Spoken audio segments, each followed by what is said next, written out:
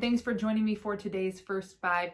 Today, I was reading Mark chapter 6, and I couldn't help but think about this past year, and for me, it's been kind of a difficult one to fall into rhythm and pattern, and I do like predictability and pattern and routine much more than I ever thought I did.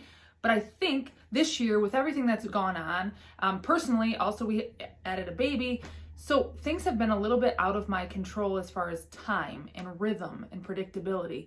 We all of a sudden had a lot more time at home. We all of a sudden had 4 kids at home. We all of a sudden were back full swing into school and activities that were starting to reopen. And so things that were sort of in rhythm swiftly changed. And so when I read this, I was encouraged and reminded of the importance of rhythm. And so let's read that right now. It's Mark chapter 6, verses 30 through 34. It's just before Jesus feeds the 5,000, and it goes like this. The apostles gathered around Jesus and reported to him all they had done and taught. Then, because so many people were coming and going, they did not even have a chance to eat, he said to them, "Come with me by yourselves to a quiet place and get some rest." So they went away by themselves in a boat to a solitary place. But many who saw them leaving recognized them and ran on foot from all the towns and got there ahead of them. When Jesus landed and saw a large crowd, he had compassion on them because they were like sheep without a shepherd. So he began teaching them many things. So here we see the disciples, they're returning from their missions, and they were excited and eager to report to Jesus what had happened. But then crowds were pretty invasive of their time, I guess. And they were pretty persistent. So Jesus says he recognizes the importance of the conversation and being alone in his presence.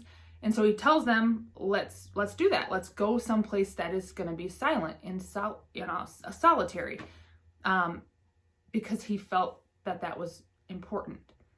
However, the people also realized, like, hey, I know where you're going. I'm going to follow you because your presence is so important. So let's first think about that.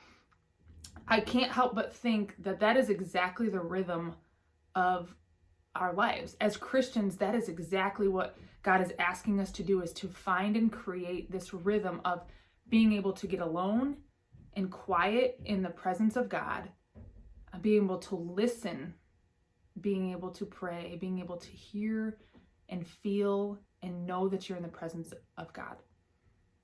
And then also being in the presence of men and women, right? So like, it's not just so much isolation and devotion that we remove ourselves completely from the world. And it's also not so much world that we forget to be alone with God. There is this rhythm in the Christian life, and this is it. We need to be alone. We need to be with God so that we are ready to be back with people.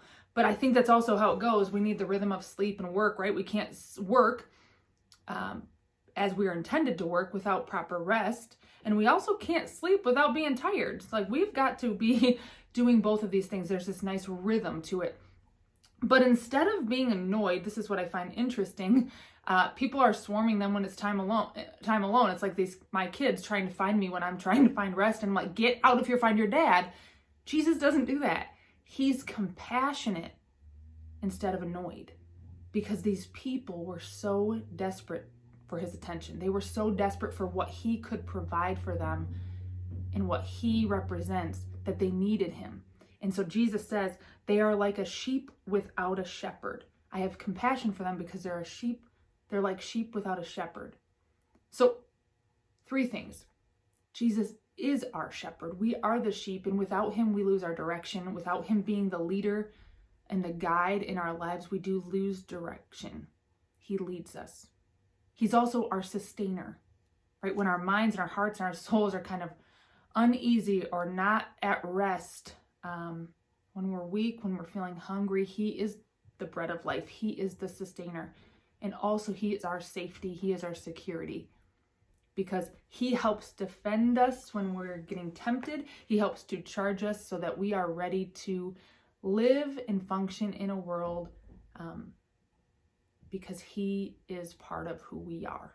We are part of him. And so he is our shepherd, he is our sustainer, and he is our safety.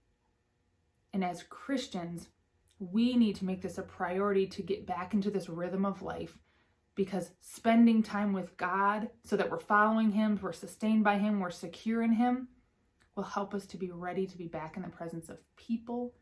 And so this rhythm is crucial. So I pray today for you and for myself that as this year comes around, and we've been in a year of just kind of unpredictability and variables, that we are able to find rest, we are able to find work, we're able to do both of these things, that we're able to be alone and listen and wait on the presence of God and the voice, and that we are in His presence so that we are fueled and recharged to be doing the work that He's called us to do. So would you join me in prayer for that today, and would you make that a priority to get back to this rhythm, which is the Christian life? I hope you have a great day.